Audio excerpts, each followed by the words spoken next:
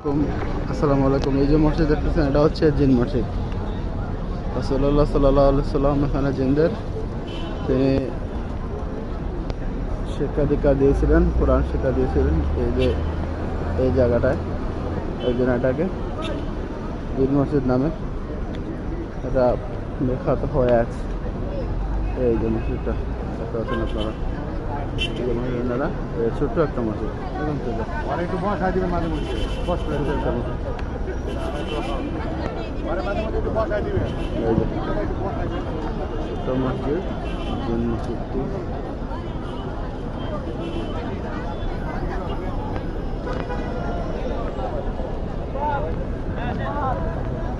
এই মসজিদটা হলো এই মসজিদ, বেশি বড় না এবং ছোট মসজিদ।